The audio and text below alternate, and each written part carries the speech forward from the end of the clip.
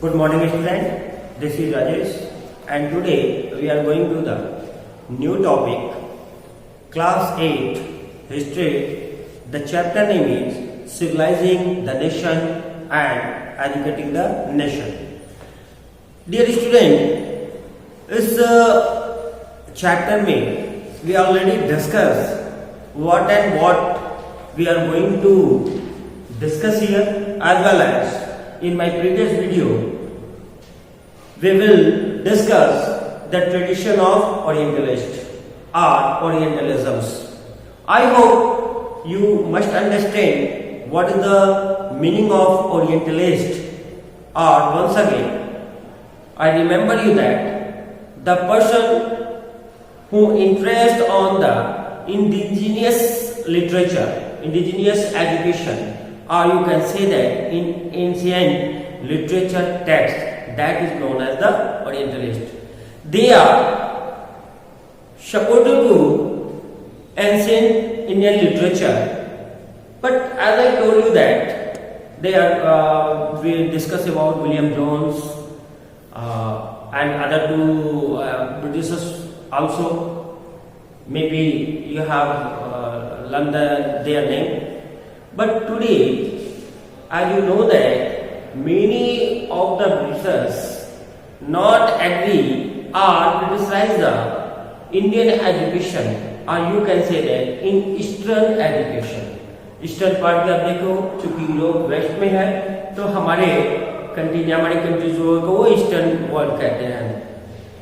सो हम इसी के बारे में डिस्कस करने जा रहे हैं.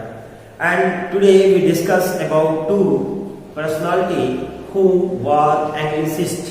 Anglicists are those persons who criticize the tradition of Orientalisms. कि ऐसे वो लोग हैं, इसलिए इनको एंग्लिसिस्ट कहा जाता है, क्यों इन्होंने ओरिएंटलिस्ट का क्रिटिसाइज किया है, विरोध किया है, आलोचना की है. तो हम यहाँ दो एक पर्सनालिटी के बारे में जानेंगे. The number one is the James mill and the second one is the Thomas Macaulay. Dear student, you must familiar with the name of James Mill. In previous chapter, we already discussed James Mill was those person who devised the Indian history into three major parts: Hindu, Muslim, and British history. So we are going to talk about that personality. So we start now. Today's topic is grave error of the East. Errors, drawback, कमियां. Grave error of the East. देखो इस topic के name से ही है, तो उन्होंने पहले ये डिसाइड किया है कि ईस्ट का एजुकेशन क्या है, फुल ऑफ ग्रेव एरर, पूरी तरीके से एरर से, त्रुटियों से भरा पड़ा है. One of them is James Mill. What he say, some criticise the orientalist vision of learning known as Anglicist. जो मैंने बताया कि कुछ ऐसे भी ब्रिटिश थे जो ओरिएंटलिस्ट का जो विजन था लर्निंग, जो उनका लर्निंग का जो प्रमोट कर रहे थे, चाहे वो कलकत्ता के मदरसा स्थापित करते हैं या बनास में संस्कृत कॉलेज की स्थापना करते हैं, तो वे प्रमोट कर रहे हैं एंशिएंट इंडियन लिटरेचर को. उनका मानना है कि इंडियन लिटरेचर अपने आप में वर्दी है और इससे इम्प्रूव किया जा सकता है, ये कंट्री डेवलप की जा सकती है. As well as they try to hope the win the place heart of the natives, और वे यहाँ के लोगों के दिलों में एक जगह बनाना चाहते हैं. तो उनका जो पर्सपेक्टिव है उसके अगेंस्ट सम रिसर्च जो है वो पूरी तरीके से क्रिटिसाइज करते हैं और बताते हैं कि ईस्ट में जो है एजुकेशन एक ग्रेव एरर में है, एक बहुत बड़ी कमियों में है. ठीक है, तो ये क्या कर रहा है कि सम रिसर्च क्रिटिसाइज, आलोचना करते हैं the orientalist vision of learning known as Anglicist. अब ऐसे लोगों को हम कहते हैं एंग्लिसिस्ट. एंग्लिसिस्ट इसलिए कहते हैं क्योंकि एजुकेशन क्या है, एंग्लो वर्ड से बना है. एंग्लो मींस इंग्लिश वर्ड से बना है. तो जो इंग्लिश एजुकेशन को प्रमोट कर रहा है known as the Anglicist who criticise the orientalist vision of learning. अब उनका कहना क्या है, what they want to say, what they say. They said that knowledge of the East was full of errors and unscientific thought. अब ये criticise करते हुए क्या पॉइंट रखते हैं, वे कहते हैं कि जो ईस्ट का एजुकेशन है वो फुल ऑफ एरर, वो एरर से भरा पड़ा हुआ है एंड अनसाइंटिफिक, और यह अनसाइंटिफिक है, अवैज्ञानिक है। इसका कोई मतलब नहीं है जैसे उन्होंने इमेजिन करके या फिर फ्रिक्शनल ये चीजों को पढ़े जा रहा है। तो उन्होंने कहा कि ये जो फुल एरर है एजुकेशन में, और अनसाइंटिफिक यहाँ पे इसका थॉट है, सोच है, अनसाइंटिफिक है। ये और बात है, उनकी सोच अलग है। जो हम लोग वैदिक काल में मंत्रों का उच्चारण किया करते थे, अब वो और चीज है कि हमारा साइंटिफिक था या नहीं था। अब ये नासा इसको प्रूव कर रहा है कि वाइब्रेशन होती है और ये वर्ड जो है इसी यूनिवर्स में घूमते रहते हैं, उनको रिट्राइव करने का प्रयास कर रहा है। अब उसी पे में भी बहुत सारे डिस्कवरी हो रहे हैं और उस पर बहुत सारा रिसर्च हो रहा है। कोई भी चीज है, जैसे हम अपना बनियान ट्री ले लें, है ना, चाहे वो हमारा कोई ट्रेडिशन ही है, वो कहीं ना कहीं से आज ये प्रूफ हो रहा है कि वे कहीं ना कहीं साइंटिफिक है। तो खैर इनका ये मानना है कि जो ईस्ट एजुकेशन है वो फुल ऑफ एरर है, पूरी तरीके से कमियों से भरा पड़ा है एंड अनसाइंटिफिक थॉट, और अवैज्ञानिक सोच है जिसका कोई वैल्यू नहीं समझ में आता है। ईस्टर्न नेक्स्ट पॉइंट क्या कहते हैं? Eastern education was non serious and light hearted. वे कहते हैं कि इंडियन एजुकेशन जो है नॉन सीरियस है, लाइट हार्टेड है, कोई सीरियस नहीं है। सीरियस का सेंस है कि बहुत ज्यादा इसकी वैल्यू नहीं निकल रही है, और ये लाइट हार्टेड है, बहुत ही छोटी सी चीज है। तो ये ईस्टर्न एजुकेशन को क्रिटिसाइज कर रहा है, उनका ये मानना है। अब इसके लिए क्या रिकमेंडेड करते हैं? तो रिकमेंडेशन होता है कि encouraging the study of Arabic and Sanskrit language and literature was waste of time. ये ये किसका कहना है? जॉन्सन, जो एनालिस्ट है, ये ओरिएंटलिस्ट को क्रिटिसाइज करते हुए, ओरिएंटलिस्ट कौन है? जेम्स विलियम जोन्स हो गए। तो विलियम जोन्स जैसे ओरिएंटलिस्ट को क्रिटिसाइज करते हुए कहते हैं, जैसे वे क्या करते हैं कि मदरसा स्थापित करते हैं और बनारस में संस्कृत कॉलेज की स्थापना कराते हैं, और नेटिव या कह सकते हो एंशिएंट लिटरेचर पे रिसर्च शुरू होता है, और अलग अलग भाषाओं में, अलग अलग लैंग्वेज में इन लिटरेचर का जो है ट्रांसलेट कराया जाता है। तो ये उसको क्रिटिसाइज करते हुए जेम्स मिल कहते हैं कि encouraging the study of Arabic, जो अरबिक को हम इंकरेज कर रहे हैं, प्रोत्साहन दे रहे हैं, बढ़ावा दे रहे हैं, एंड संस्कृत लैंग्वेज, जो अरबिक और संस्कृत लैंग्वेज को हम बढ़ावा दे रहे हैं, इंकरेज कर रहे हैं, या उसका साहित्य है, was waste of time, इस समय का सिर्फ और सिर्फ नुकसान है, इससे कुछ मिलने वाला नहीं है। ओके, उनका ये भी मानना है कि ओरिएंटलिस्ट को पूरी तरीके से क्रिटिसाइज करते हैं। ओरिएंटलिस्ट को should not try to win the place in heart of natives। वे कहते हैं कि ओरिएंटलिस्ट को इसका ध्यान नहीं रखना चाहिए, इसको एम नहीं बनाना चाहिए कि वे नेटिव के दिलों को जीते, बल्कि वे एक साइंटिफिक एजुकेशन की तरफ आगे बढ़े, और यही वे हो सकता है जिससे कि इंडिया को सिविलाइज किया जा सकता है। अब उसी बारे में और जानेंगे। अब एक और बहुत, अब जैसे ही 1830 आता है, भाई 1830 ये ईयर है, 1830 ईयर जो भी है कि attack on orientalist become sharp. अभी तो जेम्स का ही था, थोड़े से या कम क्रिटिसाइज करते थे, बिल्कुल ओपनली क्रिटिसाइज नहीं करते थे, लेकिन 1813 में अब जो कुछ ब्रिटिशर्स आते हैं जो ओरिएंटलिस्ट को बहुत ही तेजी के साथ, बहुत ही खुले मन से, बहुत ही ओपनली क्रिटिसाइज करना शुरू करते हैं, और उनमें एक जो बड़ा नाम आता है वो है थॉमस मैकाले। अब कहते हैं थॉमस मैकाले का उसका कहना क्या है कि most Thomas Macaulay, so most outspoken and influential critic, ये आलोचक होता है, मोस्ट इन्फ्लुएंसर, बहुत ही प्रभावशाली होता है, और आउटस्पोकन होता है, बिल्कुल एकदम पूरी तरीके से ओरिएंटलिस्ट को क्रिटिसाइज करता है, आलोचना करता है। वे बिल्कुल वो तो कहता है कि इंडिया जो है अनसिविलाइज्ड कंट्री है, वो पूरी तरीके से हमें अनसिविलाइज कर देता है, और कहता है कि हमें सिविलाइज करने की जरूरत है, और सिविलाइज तभी हो सकती है जब हम इस एजुकेशन को इम्प्रूव करें, इनके एजुकेशन को चेंज करें, इनके जो है ओरिएंटलिस्ट जो ट्रेडिशन है उसको बिल्कुल स्टॉप करें और एंग्लिसिस्ट की पॉलिसीज को लेके आगे बढ़े। ये एक रास्ता है उसके अकॉर्डिंग जो कि इंडिया को डेवलप कर सकता है, बढ़ा सकता है। विपक्षता होता है, सपोर्ट करता है कि जैसे यूरोपियन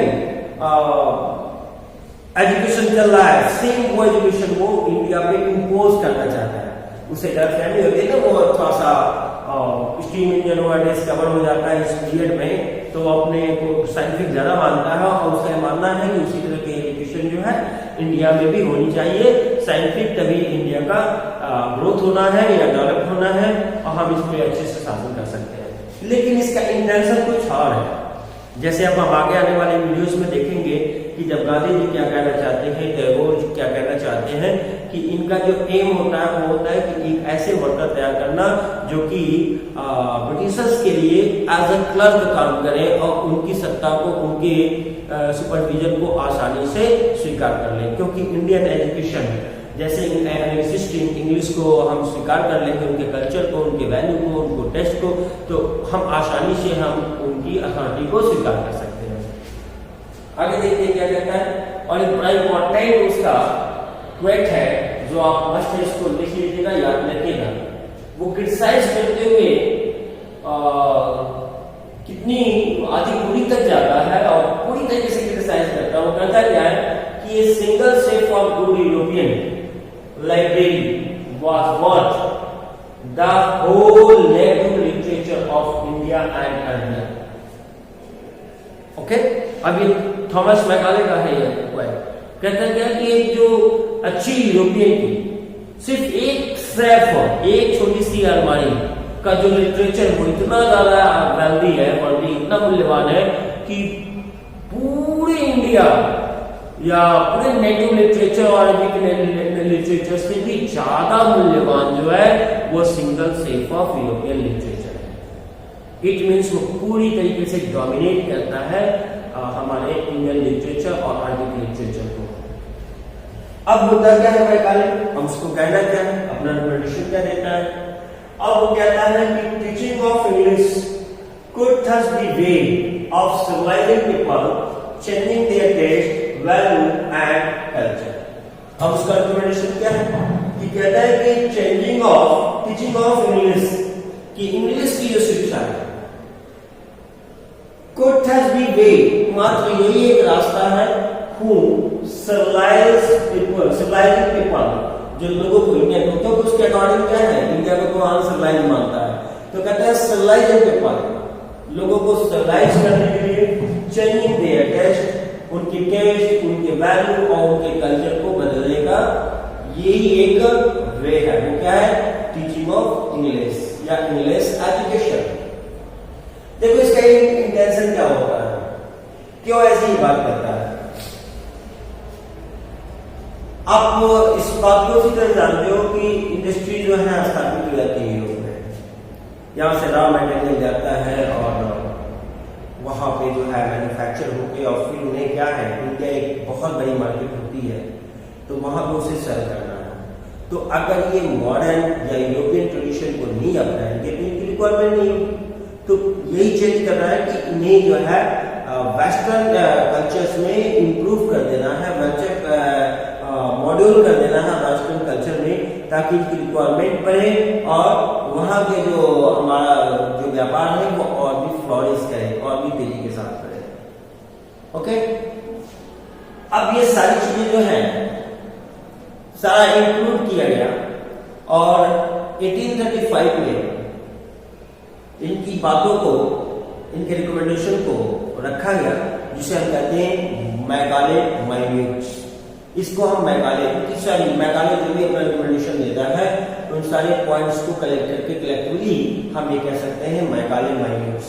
उसके कुछ इंपॉर्टेंट पार्ट क्या क्या है, तो मैकाले माइन्यूट्स को हम इंग्लिश एजुकेशन एक्ट 1835 भी कहते हैं और ये एस्टैब्लिश होता है English education act 1835 established in year 1835, that is known as English Education Act 1835। अब उसमें रिकमेंडेशन क्या है कि अब वो कहता है कि English the medium of instructions for higher education. कहता है कि इंग्लिश को ही medium of instruction medium of instruction का मतलब क्या है कि जो मीडियम ऑफ टीचिंग हो वो क्या हो, इंग्लिश हो।